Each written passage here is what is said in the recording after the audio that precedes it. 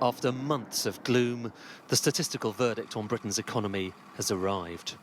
Weak activity, particularly in the retail sector, meant national income, the overall measure of our earnings, shrank for 2 quarters in a row.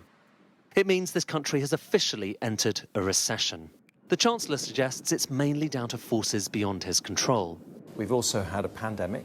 We've had a Ukraine war that has meant that inflation rose to more than 11%. So the primary challenge since I became Chancellor, the most important thing that I can do to relieve pressure on families is to bring down that inflation rate. Look on the high street and the signs have been there for quite some time. This was what I call one of my rescues. Here in the outskirts of Southampton, lavish purchases have been overtaken by repairs and thrift. This past couple of years, it's really slowed down in terms of more playful sales, the exotic things, the more desirable than necessary. It's much the same story of tightening purse strings across the retail sector. They will go for a cheaper option rather than a good quality one. So I can see people are struggling.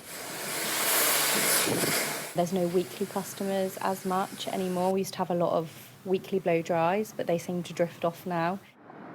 Now, in some respects, nothing has really changed here. The definition of a recession, anyway, is pretty arbitrary. 2 successive quarters of contraction, and who knows, the numbers could get revised further down the line. But in another sense, it is deeply politically awkward. The Prime Minister promised us economic growth, and we've ended up formally in recession. But unfortunately, the real story is even worse than those official GDP numbers suggest. As you can see here, they show a small fall in the last 2 quarters, those red bars. But this would be the shallowest recession in more than half a century. But now, divide up our economic output by the population, important given how fast it's growing, and it's a very different story. GDP per head, a much better measure of living standards, has been falling every quarter since early 2022, an almost unprecedented slump. Partly that's down to higher energy costs, a problem for all households and businesses, including this microbrewery. But pubs and venues here in Southampton have been closing for years. There's an increasing amount of businesses, local businesses closing, which is obviously quite worrying for communities and for business owners.